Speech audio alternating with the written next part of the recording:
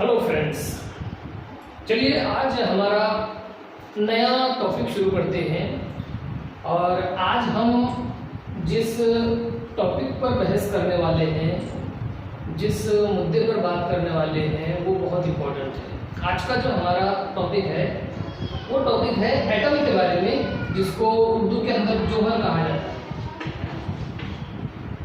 अब देखिए, सबसे पहले हमको ये समझना ज़रूरी है कि जौहर क्या होता है या फिर एटम किसे बोलते हैं। देखिए, जब किसी मटेरियल के हम छोटे छोटे पार्टिकल करें, छोटे छोटे ज़रात जो है उसके करें, तो उस वक्त उसको बारीक करते करते, छोटा करते करते हम एक ऐसी स्टेज पर पहुंचते हैं कि हम उसके और ज़्यादा छोटे पार्टिकल नहीं कर पाते। तो ऐसा पार्टिकल जिसके और ज़्यादा टुकड़े नहीं हो सकते या और ज़्यादा हम उसको डिवाइड नहीं कर सकते हैं, उस पार्टिकल को या उस जर्रे को जो है हम एटम कहते हैं,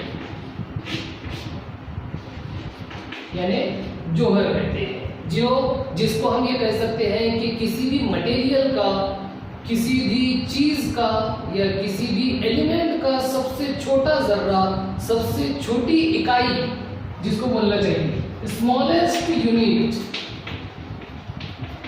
सबसे छोटी इकाई जो है किसी भी मटेरियल की, उसको हम जो है वो जौहर कहते हैं या एटम कहते हैं। तो इस तरीके से हम सबसे पहले जौहर और एटम के बारे में जो है वो उसका कंसेप्ट जो है वो हम क्लियर कर सकते हैं। तो अब ये सबसे छोटी यूनिट हो गई है।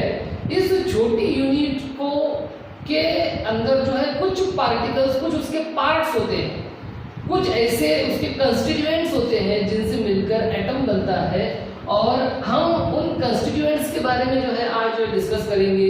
उसके बाद जो है एटम की कुछ प्रॉपर्टीज होती है, उन प्रॉपर्टीज के बारे में जो है हम डिस्कस करेंगे। तो देखिए, हम सबसे पहले एक राउंड फिगर के जरिए जो है ये समझते हैं कि किस तरह से एक एटम जो है वो स्फेरिकल शेप का या सर्कुलर शेप का जो है वो होता है, जिसके अंदर दो तरह की, जिसका जो है दो पार्ट होते हैं। अगर देखा जाए तो एक होता है इनर पार्ट मतलब अंदरूनी हिस्सा, और दूसरा बैरूनी हिस्सा यानी बाहरी पार्ट। तो अंदर का जो पार्ट होता है वो न्यूक्लियस पर टिका हुआ होता है, उसको हम न्यूक्लियस बोलते हैं। और बाहर का जो पार्ट होता है उसको हम आउटर न्यूक्लियस या न्यूक्लियस के बाहर का जो है पार्ट बोलते हैं। तो इस तरह से एटम जो होता है वो दो हिस्सों पर टिका हुआ होता है। एक हिस्सा न्यूक्लियस यानी उसका मरकज़ा, सेंटर का एरिया, और दूसरा होता है उसके बाहर का एरिया यानी आउटर एरिया,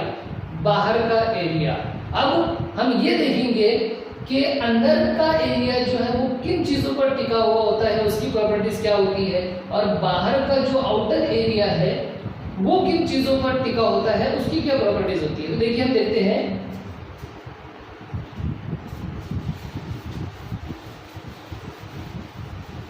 अगर हम एक एटम देखें तो उसका जो न्यूक्लियस होता है, उस न्यूक्लियस के अंदर दो तरह के पार्टिकल होते हैं, दो तरह के जर्रात होते हैं। पहले टाइप के जो पार्टिकल होते हैं जिसको हम प्रोटॉन बोलते हैं, और दूसरा जो टाइप का पार्टिकल होता है जिसको हम न्यूट्रॉन कहते हैं, जिसको स्मॉल एन से हम जाहिर करते हैं। तो तीन तरह के पार्टिकल होते हैं, जिसमें से दो पार्टिकल जो है वो न्यूक्लियस के अंदर मौजूद होते हैं, और तीसरे टाइप का जो पार्टिकल है जिसको हम इलेक्ट्रॉन बोलते हैं, वो इलेक्ट्रॉन न्यूक्लियस के बाहर यानी मरकज़े के बाहर जो है वो रिवॉल्व करता रहता है, घूमते रहते हैं। कंटिन्यू लगातार जो है इलेक्ट्रॉन्स वो घूमते रहते हैं, लगातार जो है वो सर्कुलेट होते रहते हैं, घूमते रहते हैं न्यूक्लियस के आसपास। और वो जिन रास्तों से, जिन मदारों से जो है घूमते हैं, उनको ऑर्बिट्स कहा जाता है। शेल्स होते हैं, मदार होते हैं, एक गोल गोल रास्ते होते हैं जिनके अंदर जो है इलेक्ट्रॉन लगातार घूमते रहते हैं। और जो न्यूक्लियस में होते हैं पार्टिकल्स, वो पार्टिकल्स होते हैं प्रोटॉन और न्यूट्रॉन। तो इस तरह से जौहर के अंदर, एटम के अंदर तीन टाइप के पार्टिकल्स होते हैं, प्रोटॉन और न्यूट्रॉन जो न्यूक्लियस के अंदर मरकज़ में मौजूद होते हैं, और तीसरी टाइप का पार्टिकल इलेक्ट्रॉन जो गोल गोल घूमता रहता है। अब देखिए, किसी भी एटम के अंदर प्रोटॉन की तादाद और इलेक्ट्रॉन की जो तादाद है वो इक्वल होती है। जब तक वो एटम है, जब तक केमिकल कॉम्बिनेशन नहीं हुआ, इलेक्ट्रॉन का लेन देन नहीं हुआ, वो न्यूट्रल है। एक एटम मौजूद है, उस एटम के अंदर जितने प्रोटॉन न्यूक्लियस में रहेंगे उतने ही इलेक्ट्रॉन्स न्यूक्लियस के बाहर घूमते रहेंगे। ये दोनों की तादाद इक्वल होती है और इस तादाद को ही कहा जाता है एटॉमिक नंबर। एटॉमिक नंबर जिसको Z से जाहिर करते हैं। हमेशा जो है Z के जरिए एटॉमिक नंबर को जाहिर किया जाता है। और इसकी डेफिनेशन अगर आपको बयान करना है, अगर किसी ने आपसे पूछा कि what is atomic number, atomic number क्या होता है, तो उस वक्त आप प्रोटॉन की शक्ल में भी उसको डिफाइन कर सकते हैं या फिर इलेक्ट्रॉन की शक्ल में भी उसको डिफाइन कर सकते हैं। लेकिन ज्यादा सही ये होता है कि हम प्रोटॉन की शक्ल में एटॉमिक नंबर को डिफाइन करें, इसलिए क्योंकि प्रोटॉन चेंज नहीं होते, जबकि इलेक्ट्रॉन जो है वो किसी हद तक जो है वो चेंज होते रहते हैं। जब एटम के अंदर इलेक्ट्रॉन केमिकल कॉम्बिनेशन होता है, इलेक्ट्रॉन का लेन देन होता है, तो इलेक्ट्रॉन चेंज होते रहते हैं, आयंस बनते रहते हैं, आयन बनते रहते हैं, और जिसकी वजह से जो है वो इलेक्ट्रॉन चेंज होने के बाद आयन तैयार होते हैं। लेकिन प्रोटॉन जो है वो कभी चेंज नहीं होते, इसलिए एटॉमिक नंबर को जो है प्रोटॉन की शक्ल में डिफाइन करना ये ज्यादा सही होता है। हालांकि इलेक्ट्रॉन की शक्ल, इलेक्ट्रॉन की तादाद और प्रोटॉन की तादाद दोनों इक्वल होती है, लेकिन प्रोटॉन ज्यादा सही है। तो एटॉमिक नंबर के बारे में हमने ये देख लिया। उसके बाद एक दूसरी टर्म या दूसरी डेफिनेशन जो हमारे सामने मौजूद है वो होती है atomic mass number. Atomic mass number जिसको कैपिटल ए से जाहिर किया जाता है। अब देखिए एटॉमिक मास नंबर की डेफिनेशन क्या होती है। किसी भी एटम के न्यूक्लियस में या उसके मरकज़े में जितने प्रोटॉन और जितने न्यूट्रॉन होते हैं उनकी टोटल करने पर, उनकी जमा करने पर जो नंबर हमको मिलता है, मतलब दोनों के टोटल, प्रोटॉन और न्यूट्रॉन की जो टोटल है वो टोटल कहलाती है एटॉमिक मास नंबर।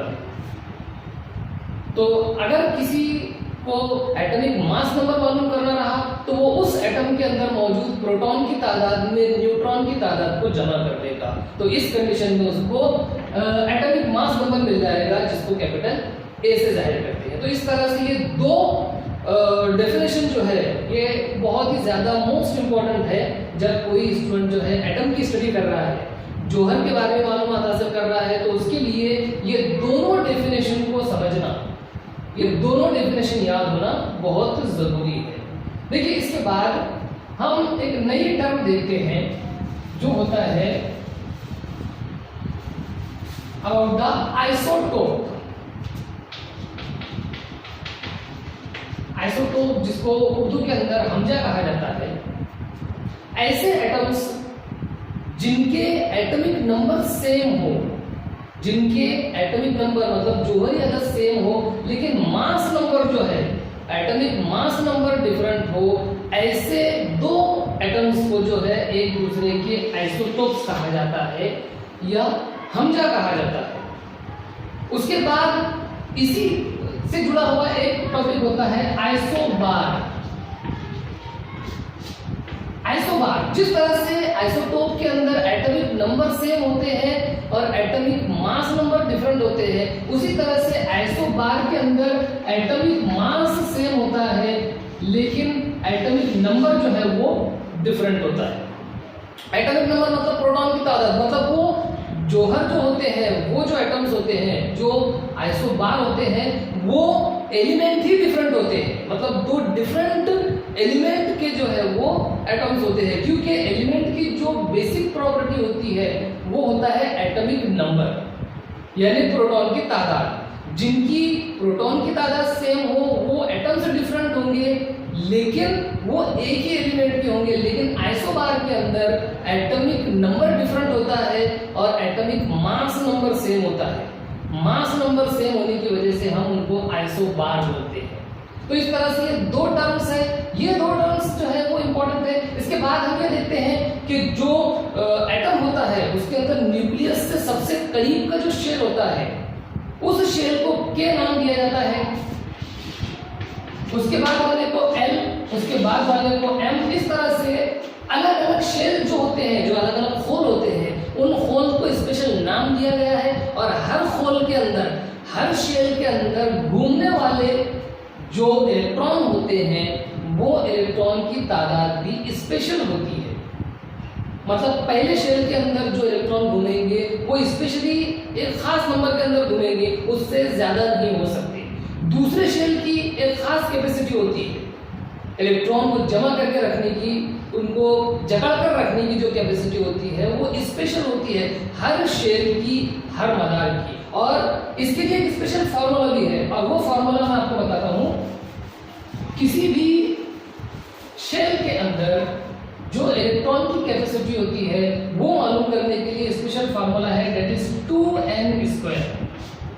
2n=2। इस फार्मूले के जरिए हम किसी भी शेल के अंदर जो इलेक्ट्रॉन रिवॉल्व करते हैं उन इलेक्ट्रॉन्स की तादाद मालूम कर सकते हैं, जिसके अंदर स्मॉल n जो है ये शेल के या मदार के नंबर को जाहिर करता है। सपोज हमको अगर पहले शेल के अंदर इलेक्ट्रॉन की तादाद मालूम करना है तो हम n की जगह पर जो है a रख देंगे, क्योंकि हमको पहले मदार के अंदर मालूम करना है इसलिए हम a रखेंगे। जब हम इसको सॉल्व करेंगे तो 2 जरा 1² = 1, 2 × 2, यानी पहले शेल के अंदर जो है ज्यादा से ज्यादा 2 इलेक्ट्रॉन रह सकते हैं, उससे ज्यादा इलेक्ट्रॉन जो है वो नहीं रह सकते। अगर हमको सपोज दूसरे शेल के अंदर मालूम करना है तो हम n की जगह पर 2 रख देंगे और उसको जब हम सॉल्व करेंगे तो 2 × 4 = 2 4 8।